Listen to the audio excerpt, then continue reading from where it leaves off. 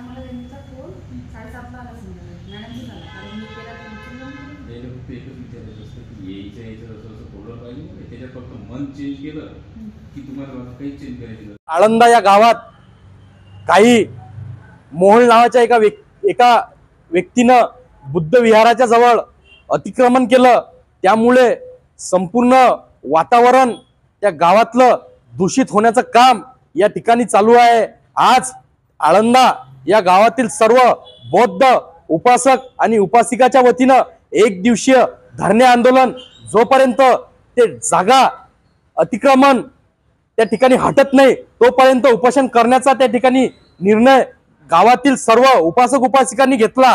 आजपासून त्या गावात आळंदी गावात उपोषण चालू आहे. त्या उपोषणाला आम्ही जाहीर पाठिंबा देतो आणि तात्काळ आम्ही माननीय जिल्हाधिकाऱ्यांना निवेदन दिलं. ज्या व्यक्तीनं बुद्ध विहाराच्या ठिकाणी अतिक्रमण केलं ते अतिक्रमण तात्काळ त्या ठिकाणी हटवण्यात यावं अशी आम्ही माननीय जिल्हाधिकाऱ्यांना मागणी केली. आणि जे कोणी त्या ठिकाणी सरपंच असतील त्या सरपंचांना सुद्धा आम्ही मागणी करतो की तुमच्या ग्रामपंचायत हद्दीत जे अतिक्रमण बुद्ध विहाराच्या ठिकाणी करण्यात आलं ते तात्काळ हटवण्यात यावं. बुद्ध विहार हे कोणाच्या मालकीचा नसून ते धार्मिकतेच्या कामासाठी वापरण्यात यावं. त्या ठिकाणी कोणताही राजकीय अड्डा किंवा तुमचा राजकीय कार्यक्रम त्या ठिकाणी राबवल्या गेला पाहिजेत नाही.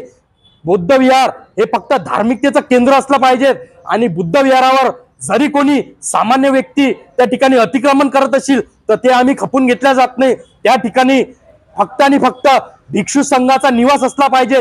यासाठी त्या ठिकाणी गावातील काही नागरिकांनी त्या बांधकामासाठी सुरुवात केली, परंतु मोहोळ नावाची कोणी व्यक्ती त्या सदर जागेवर अतिक्रमण करून त्या ठिकाणी ठाणा मांडून बसलेली आहे.